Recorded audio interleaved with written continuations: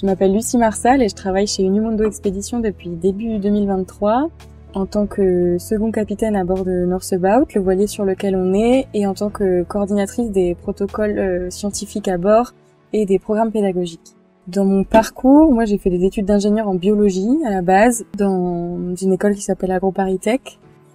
Et pendant une année de césure, avec 3 copines, on avait créé l'expédition 2018 de l'association Tiplastique, et de faire de la recherche scientifique sur le microplastique en mer et des ateliers pédagogiques pour les scolaires pendant cette expédition en Méditerranée.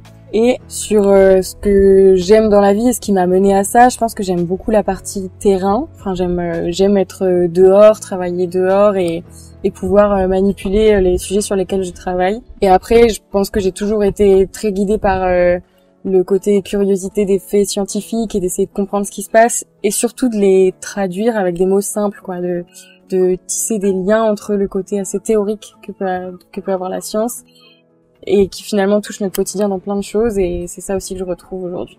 Je m'appelle Marion Chapelle, j'ai 24 ans, je suis en service civique et chargée de médiation scientifique et de l'organisation du programme pédagogique chez Unimondo.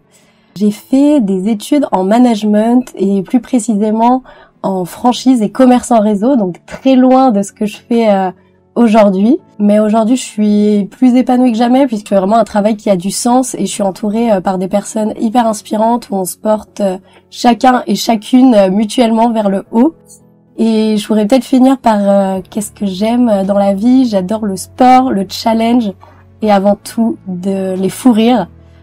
Par le second degré et l'autodérision. Bonjour, moi c'est Delphine Ribaud, je suis bénévole pour Unimondo Expédition depuis quelques mois dans le cadre d'une reconversion professionnelle.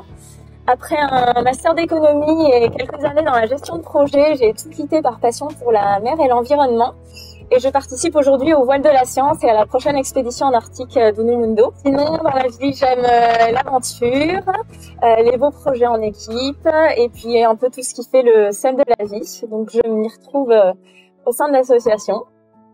L'association Unimondo a été créée en 2019 par 2 personnes, dont Tobias, qui est aujourd'hui skipper et cofondateur de l'association.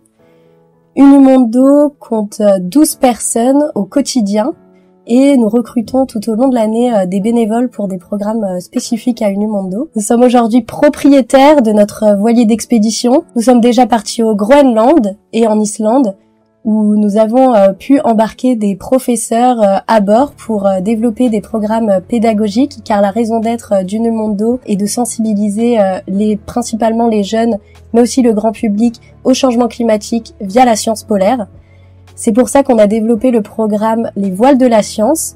Les Voiles de la Science, c'est un programme pédagogique itinérant où on part avec le bateau sur les côtes françaises et où on s'arrête dans les ports pour sensibiliser les scolaires, comme je vous l'ai dit, au changement climatique via la science. Aujourd'hui, nous sommes d'ailleurs lors de cette 4e édition des Voiles de la Science, basée sur Brest, et cette édition se terminera fin avril. Donc le projet 2024 de l'association Unimondo, c'est de partir pour notre 3e expédition scientifique en Arctique. On part le 1er mai depuis le port de Brest, là où on est, pour 4 mois en Arctique.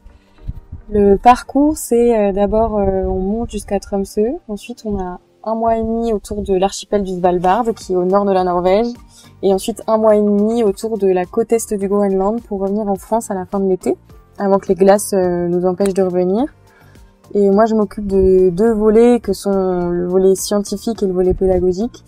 Donc au niveau des protocoles scientifiques, on a des protocoles avec l'Université de La Rochelle sur l'ornithologie. On travaille avec des chercheurs en ornitho, sur l'identification d'oiseaux et sur du prélèvement de zooplancton dans les zones de nourrissage de ces colonies d'oiseaux pour essayer de comprendre si leur dynamique de nourrissage, de nidification sont en lien avec les populations de plancton qu'on y trouve.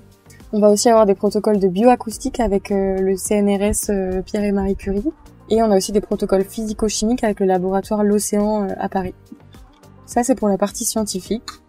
Et la partie pédagogique, on a décidé de l'orienter autour de la thématique des couleurs de l'Arctique, parce que c'est une zone qui est en train de changer de couleur très rapidement, liée aux actions, liée aux évolutions de taille de la banquise. Donc là, on a prévu de filer des vidéos prises depuis le terrain où les chercheurs interviendront directement en live auprès des classes l'équipage aussi, pour montrer tout ce qui a trait à la vie à bord, tout ce qui a trait au fait qu'il fasse jour H24 par exemple. Et le fil rouge qu'on suivra, c'est les couleurs de l'arc-en-ciel. Donc l'idée, c'est à chaque couleur de plonger dans une thématique liée à l'Arctique. Donc par exemple, pour la thématique du rouge, ce sera lié à la couleur du bec du macareux. Pour la thématique du bleu, lié à la banquise. La thématique du jaune, ce sera lié au soleil permanent. Donc avec ça, on va proposer aux scolaires de pouvoir suivre en live l'équipage et les scientifiques dans le voilier qu'ils ont, eux, visité pendant les vols de la science avant. Notre prochaine expédition, c'est aussi le moyen de mener des actions communes avec nos partenaires, notamment lors du convoyage aller, donc la montée de notre voilier vers le pôle Nord. Nous avons réservé des places pour nos partenaires 1% pour la planète. L'objectif, c'est de communiquer sur nos valeurs et notre engagement commun. Et puis notre montée va durer 1 mois, de Brest à Tromsø. Donc nous allons faire des escales notamment à Dublin et Inverness, et ce sera l'occasion d'organiser des événements comme la projection du film de notre dernière expédition ou bien des conférences. Par ailleurs, lors de notre expédition, nous embarquons une résidence artistique à bord et puis le réalisateur de notre prochain film. Donc tout plein de projets qui viennent en appui à nos actions pour la science et le climat lors de cette expédition. Norsebaut, le voilier de l'association, est le seul voilier à avoir fait 2 fois le tour de l'Arctique. Norsebaut est un voilier d'expédition polaire de 16 mètres pouvant faire dormir jusqu'à 9 personnes. Et c'est quoi un voilier d'expédition polaire? Par exemple, notre coque est en aluminium. L'avantage de l'aluminium est que lorsqu'on se prend un choc, comme par exemple un iceberg ou un morceau de banquise, l'aluminium aura plus tendance à se tordre qu'à se casser. Une autre spécificité de Norsebaut est d'être un dériveur intégral, c'est-à-dire que nous pouvons relever notre dérive. Une dérive sert à ne pas dériver en mer à cause des courants ou des vents. Et l'intérêt est de pouvoir circuler avec le bateau dans des endroits peu profonds, dans des fjords, pour pouvoir réaliser nos protocoles scientifiques. Ce n'est pas une spécificité au voilier d'expédition, mais un des prochains projets de Unimondo est de décarboner au maximum notre voilier, et pour ça nous avons commencé par l'énergie en installant 5 panneaux solaires sur le Norsebaut. Merci beaucoup pour votre attention, et si notre projet vous intéresse, que vous souhaitez participer aux prochaines voiles de la science, car c'est tous les ans, 2 fois par an, ou que vous souhaitez être bénévole pour l'association Unimondo, n'hésitez pas à nous suivre sur les réseaux sociaux à Unimondo Expédition. Salut!